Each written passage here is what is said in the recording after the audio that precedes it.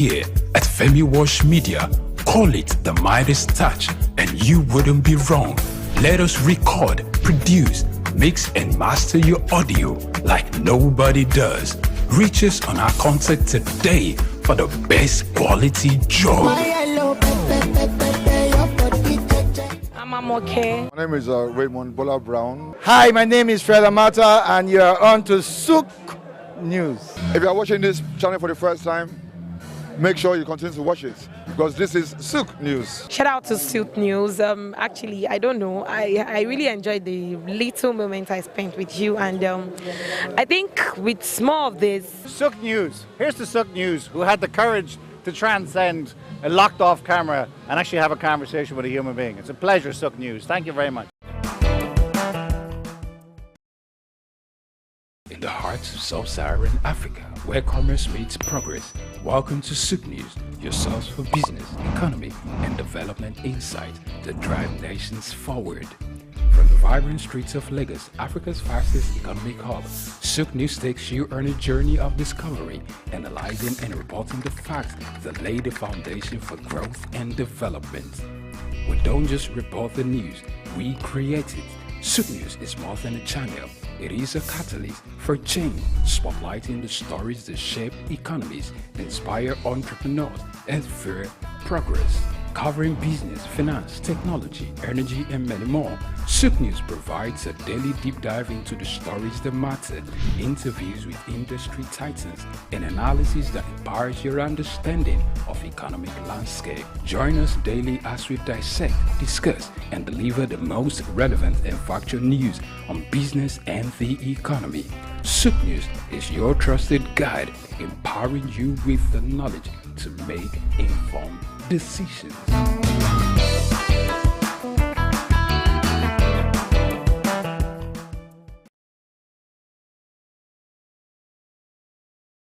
We've got just what you need right here at Femi Wash Media. Call it the Midas touch, and you wouldn't be wrong. Let us record, produce, mix and master your audio like nobody does. Reach us on our contact today for the best quality job.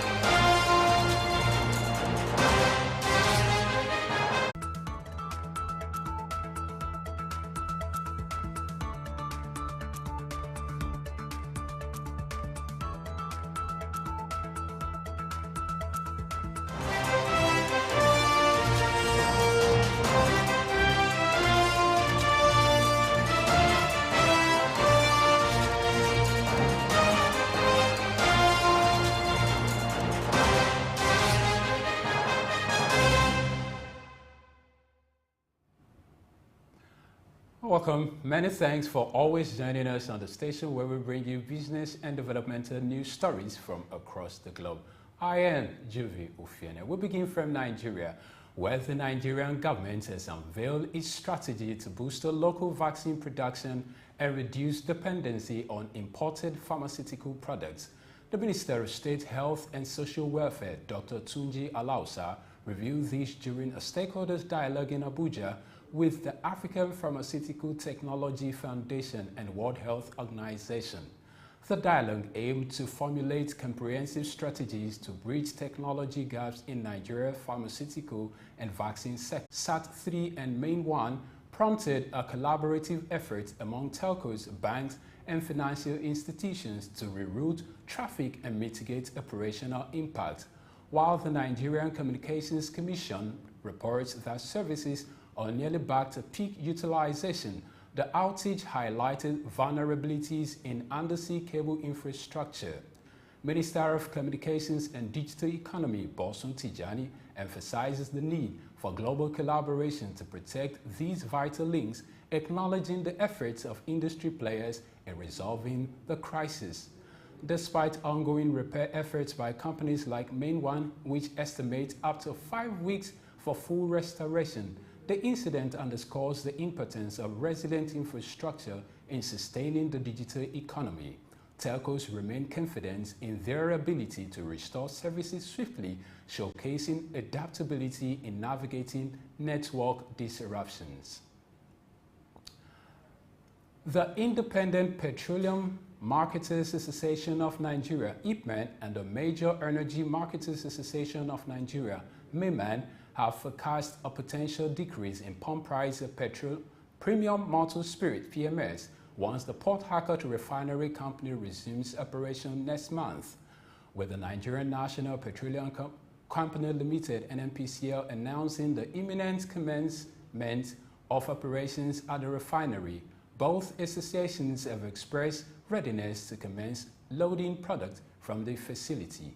Following assurance from the NNPCL regarding the refinery's readiness, IPMAN President Abubakar Mai Gandhi confirmed that marketers are prepared to begin lifting product, anticipating a subsequent reduction in eagerly awaits the refinery's output. Stakeholders remain hopeful for a tangible impact on fuel prices and the nation's energy security. The long-time traffic congestion along the Oshodi-Apapa Expressway in Lagos State, particularly between Mile 12 and Tinkan Island Port, has been resolved. This significant relief is the result of a collaborative effort between the Lagos State government and the Nigerian Ports Authority. Bayo Olaoye has the report. Stakeholders who spoke with this reporter applauded the government and the Nigerian Ports Authority for a job well done and called for a sustainability of the joint exercise to ensure that the gridlock does not return. Investigations reveal that motorists and commercial bus drivers now enjoy unlimited access to the Tinkan and Apapa ports from Oshodi. The Secretary of the Lagos State Truck and Cargo Operations Committee, Mr. Sonny Bala, thanked the Lagos State Government and the Nigerian Ports Authority for successfully opening the Tinkan Express Road to boost businesses at the port, pointing out that it had broken the jinx that made the opening of the Tinkan Access Road a Herculean task. He was of the view that opening the Tinkan Port Access Road will promote free flow of traffic, seamless evacuation of cargoes, trade facilitation, and ease the means of doing business. Mr. Bala expressed the hope that the road clearance project will be continuous to prevent regrouping and the return of those he called extortion bandits, taking advantage of the gridlock to extort truckers and smuggle containers in transit. Before now, the manager of the Lagos Port Complex, Mr. Charles Ogaga, has spoken of plans by the Ports Authority and the Lagos State Government to dislodge articulated trucks and extorting points from the Mile 2 Tinkan Port Access Road. He said the NPA was worried that months after rehabilitating and completing the road project, port users and motorists could not access the port directly except by driving against traffic because of the indiscriminate parking. Mr. Okaga berated the non-state actors and confirmed that it was collaborating with the state government to rid the areas of illegal parking. He disclosed that before now, the MPA had cleared the shanties and areas obstructing port movements on the Apapa and Ijora areas, as well as the removal of 20 points where trucks and truckers were meant to pay money before getting to the port. So once again, Lagos has been rid of another menace, and as they say, good riddance to bad rubbish. Bayo Olaoye, Souq News. Away from that report by Bayo Olaoye, the Economic and Financial Crimes Commissioners, these houses built with pensioners' contributions were fraudulently discounted and sold to associates of former governors. The FCC's intervention ensured justice for the pensioners and demonstrated its commitment to combating corruption. Representative of the Kano State Pension Board expressed gratitude to the EFCC for its assistance in recovering the properties, emphasizing the significance of this action in restoring the rights of pensioners. In a collaborative move, the International Organization for Migration, IOM, in conjunction with the Japan International Cooperation Agency, JICA, has announced plans to construct 9 healthcare facilities in Adamawa State, according to a statement released on Monday. This initiative aims to improve service delivery in rural communities.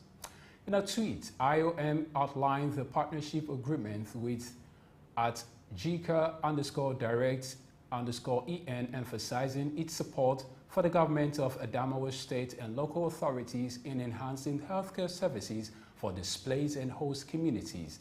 The program will involve building and rehabilitating 9 healthcare facilities and training numerous healthcare professionals to enhance service delivery. This partnership aligns with IOM Nigeria's country strategy 2023 to 2027, focusing on the protection and assistance to vulnerable population. It seeks to address vulnerability by promoting healthcare provision, including psychological and counseling services, with a special focus on women, adolescents, unaccompanied and separated children, trafficking victims, and survivors of gender-based violence. The IOM's approach emphasizes collaboration with federal and state governments and other stakeholders to enhance migration governance and foster integrated communities. Additionally, the organization's efforts include facilitating the return of stranded Nigerians from various countries and providing mental and psychosocial support to returning migrants.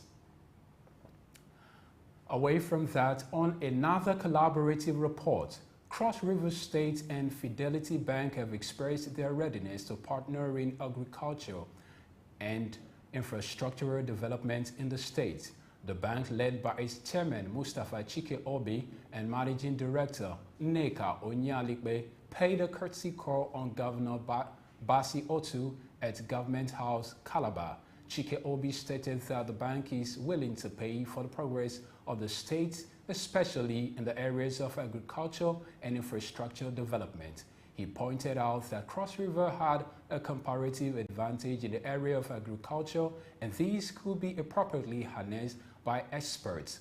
Welcoming the team, Governor Basi Otu said the state is ready to forge strategic partnership in key sectors of the state's economy and that agriculture will be given priority.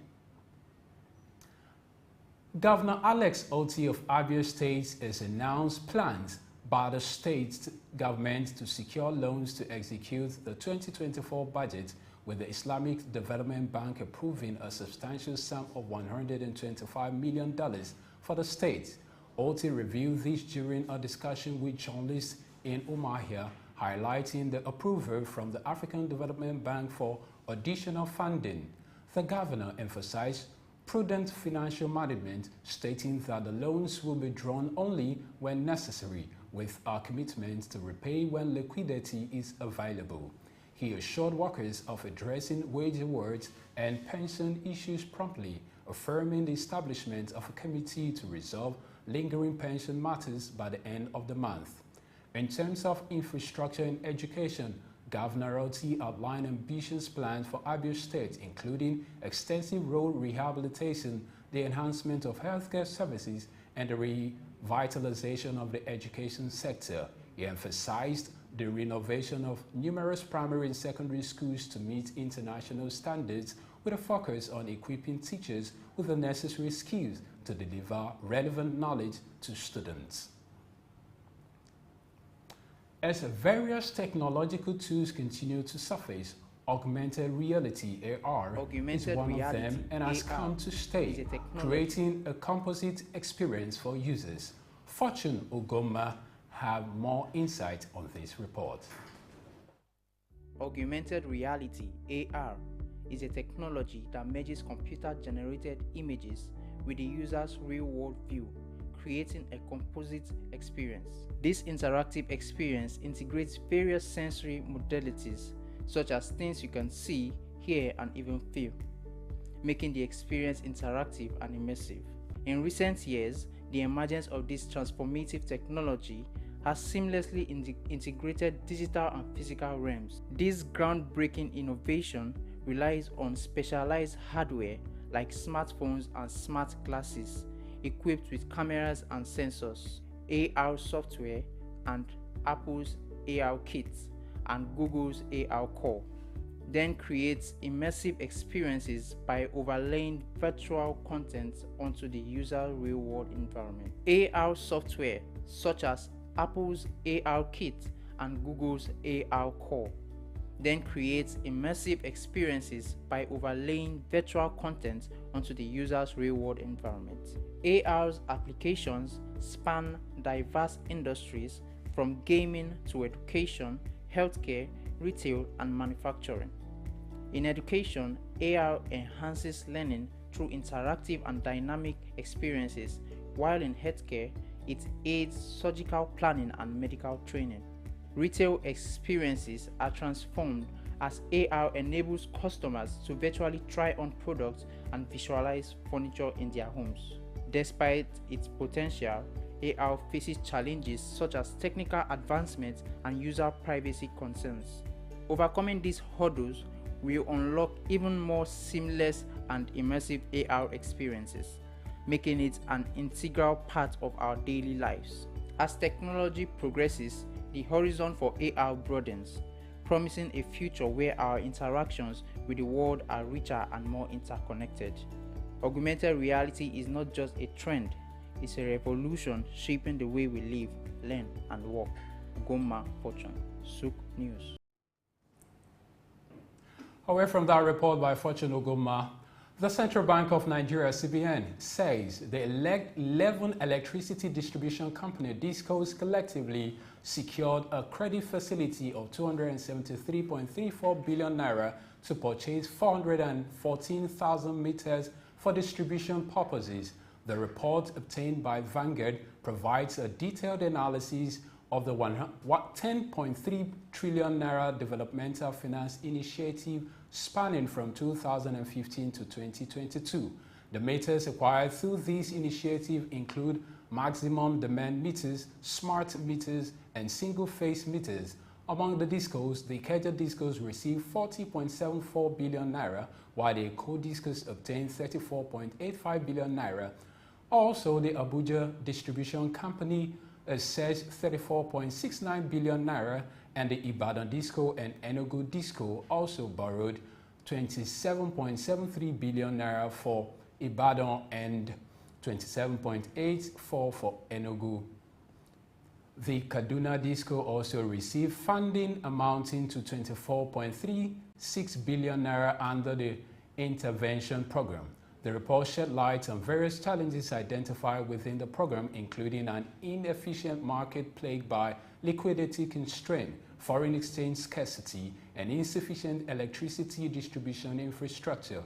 These challenges underscore the complexities faced in enhancing the electricity distribution network across Nigeria and highlight the need for concerted effort to address systemic issues hindering progress in the sector. Still in Nigeria, the Central Bank of Nigeria, CBN, has reduced the exchange rate for computing customs duty at seaports and airports from 1,617.96 naira per dollar to 1,593.41 naira per dollar, marking a 1.5% decrease, reflecting the naira's strengthening against the US dollar. This adjustment is the second in 7 days and is expected to lower importers' costs for cargo clearance. Importers opening Form M will benefit from reduced duties as customers will now use the exchange rate on the data Form M submission for duty calculation. The Center for Promotion of Private Enterprise, CPPE, has previously urged the Apex Bank to fix the customs duty exchange rate at 1,000 naira per dollar to alleviate hardships on citizens and businesses. Still in Nigeria, the naira strengthened against the US dollar in the official market, closing at 1,597.24 naira to dollar, a 0.34% increase from the previous week. This marks the first time since March 5, 2024 that the rate fell below 1,600 naira per dollar. Forex transaction also rose by 2.20%, reaching $140.45 million. In the investors and export window, the naira showed mixed results against the major currencies, with rates ranging from 1,400 naira to 1,640 naira per dollar. Additionally, the naira appreciated by 0.78% against the US dollar in the parallel market, trading at 1,608 naira per dollar, while also gaining against the pound sterling and euro by 0.74% and 0.58%. Nigeria's foreign reserve increased by $2.71 billion to $34.416 billion on March 14, 2024, maintaining an upward trend for around 3 weeks. Moving ahead, Unilever spin-off ice cream business cut 7,500 jobs. Unilever has announced plans to spin off its ice cream unit, which includes popular brands like Magnum and Ben & Jerry's, in a move aimed at cost savings. The restructuring program will also involve cutting in approximately 7,500 jobs globally, primarily office-based positions, as part of efforts to streamline operations and enhance profitability. Investors responded positively to the news, with Unilever shares surging more than 5% in early trading. The spin-off process is set to commence immediately and is expected to be completed by the end of 2025. CEO Hein Schumacher indicated openness to various options regarding where the standalone ice cream business could be listed, with the unit currently transitioning to a separate head office in Amsterdam. Unilever aims to achieve mid-single-digit unifying sales growth and modest margin improvement post-spin-off. The ice cream business, which contributes about 16% of Unilever's global sales, will undergo significant changes as the company strives to focus on its core brands and drive performance under Schumacher's leadership. The issuance of international loan securities by African entities dedicated to investment aligning with environmental, social, and governance principles has surged to $4.4 billion, surpassing the $1.4 billion raised in 2023. Notably, the African Development Bank (AFDB) has played a significant role with its successful issuance of $2 billion social bonds and $750 million hybrid sustainable bonds in January 2024. Additionally, the Arab Bank for Economic Development in Africa, with the African Export-Import Bank's support as the lead arranger, has issued up to €500 million. This market expansion has favored French financial group BNP Paribas, holding a 17.5% market share in arranging ESG bonds on the continent, followed by the American institution JP Morgan and Bank of America Securities. The growth mirrors the global trend, with ESG bond emissions anticipated to reach $950 billion in 2020. We've got just what you need right here at Femi Wash Media. Call it the Midas touch and you wouldn't be wrong. Let us record, produce, mix and master your audio like nobody does. Reach us on our contact today for the best quality job. My name is Yinka Babalola. My name is Ijoma Pelokoro. My name is Joshua Hassan. I am Rotarian or Mosunde Lawson. It's Ife Rita Ejeze. My friends call me Ife. My name is Rotarian Lola Dare. I'm inviting you to keep watching Souq News. It's the right station to tune to. I like Souq News. Souq News is good. I want to charge you all to listen to Souq News, watch the news. You can have unlimited news first time. Find Souq News. Be with Souq News. Never switch off. You are better for it. Souq News is the real thing. Listen to their coverage and you'll be glad you did. Turn to your YouTube, turn to your Instagram, turn to all your digital channels and look for Souq News. Keep watching. Keep watching. Please, guys, keep watching. Souq News. We've got just what you need right here at Femi Wash Media. Call it the Midas touch and you wouldn't be wrong. Let us record, produce, mix and master your audio like nobody does. Reach us on our contact today for the best quality job.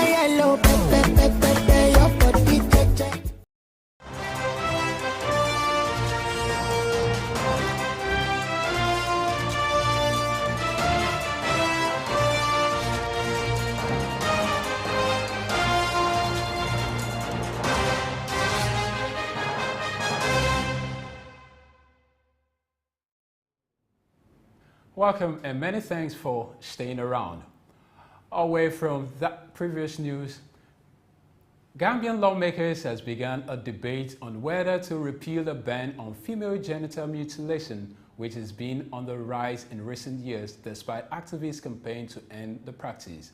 The country imposed steep fines and jail sentences in 2015 for those who carry out female circumcision, known by the acronym FGM. The World Health Organization says the practice has no health benefits and can lead to excessive bleeding, shock, psychological problems, and even death. Lawmaker Armenia Giba, who presented the repeal bill earlier this month, argues that the ban violates citizens' right to practice their culture and religion. If the bill is passed, Gambia will become the first country to reverse a ban on female genital mutilation.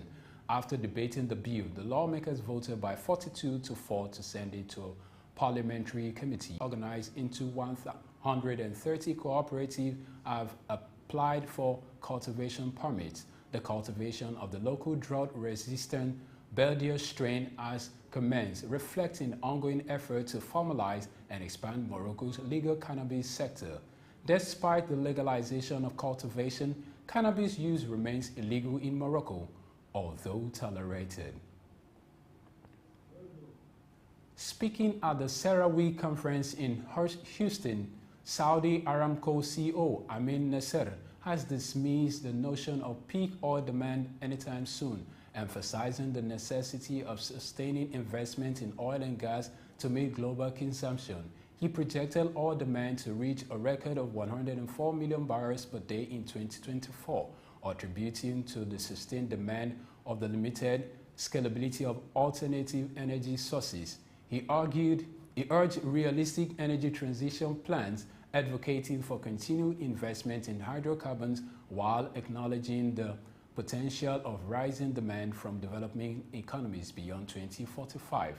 Nasser remarks diverge from the International Energy Agency's forecast of peak demand by 2030, reflecting the disparity in the perspective between the OPEC and the Western energy agencies. He underscored the importance of reducing greenhouse gas emissions through carbon capture technologies and emphasized the readiness and competitiveness of new energy sources before their widespread adoption.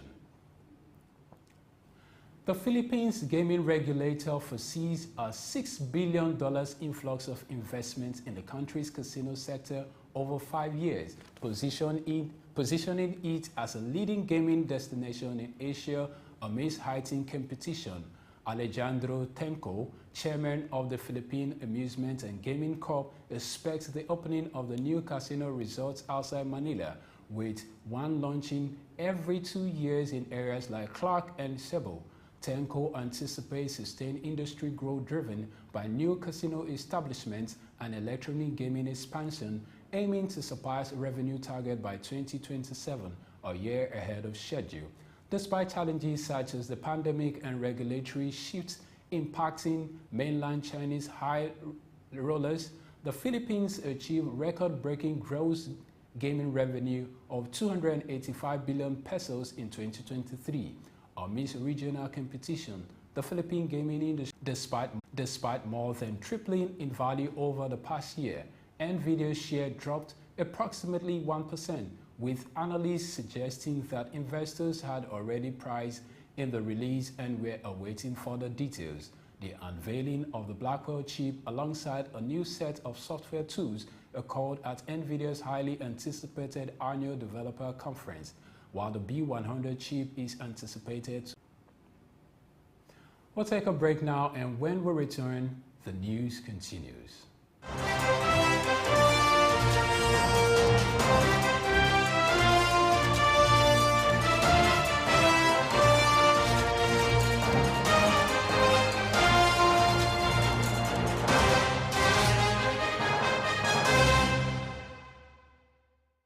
My name is Dr. Agility Obi. My name is Etemari Glover. Naomi, well done, and shout out to Souq News. Shout out to Souq News. I want to encourage everyone to keep watching Souq News. Shout out to Souq News, and yes, tune into them. Keep watching Souq News.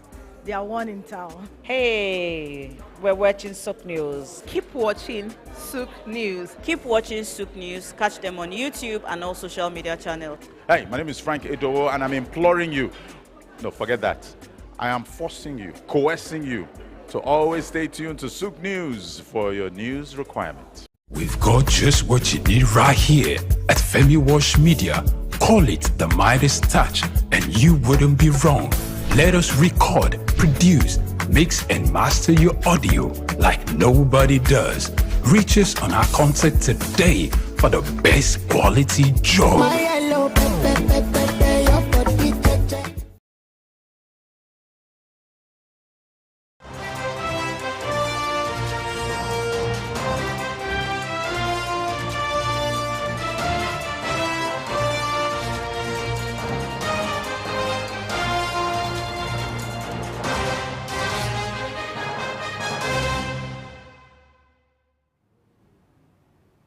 Glad to know you're still there.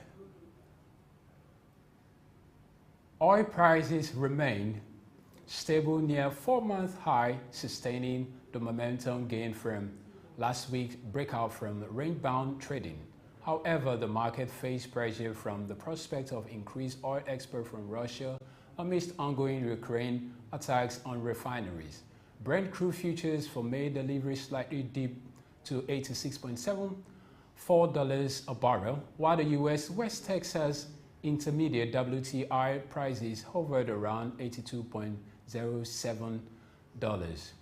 The recent surge in oil prices was supported by various factors, including lower crude export from Saudi Arabia and Iraq, alongside indications of robust demand and economic growth in China and the United States. Despite positive demand data and voluntary OPEC Plus cuts extended until the end of June, the oil market faces uncertainties, particularly surrounding geopolitical tensions and potential disruptions to supply chains. The uncertainty over U.S. interest rates ahead of the Federal Reserve policy meeting also added pressure to oil prices, with the market potentially awaiting signals on rate adjustment. Concerns loom over how geopolitical risk, including attacks on Russian refineries, could further impact oil dynamics in the coming weeks. Moving ahead to Australia, the Australian business leaders are gearing up to engage in discussion with China's Foreign Minister Wang Yi in Canberra as part of effort to enhance their understanding of Australia's largest trading partner. The Australia-China Business Council is facilitating a closed-door meeting between Wang Yi and representatives from various sectors, including business, academia, and think tanks.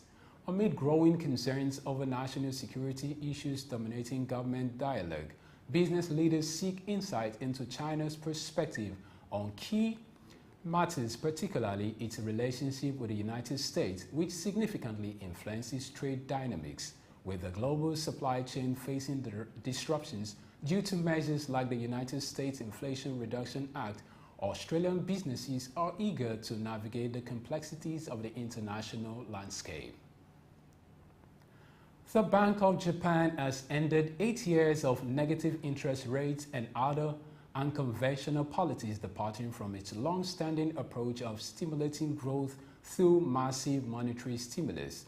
While this move signified Japan's first interest rate hike in 17 years, rates remain near zero amid a cautious approach to borrowing costs due to a fragile economic recovery. This decision marks Japan as the last major economy to exceed negative rates, signifying a departure from the era of relying on cheap money to boost growth.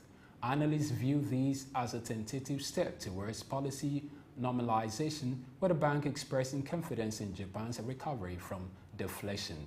The bank has also replaced its previous policy with a new overnight call rate and abandoned yield curve control, opting to maintain bond purchases to stabilize yields.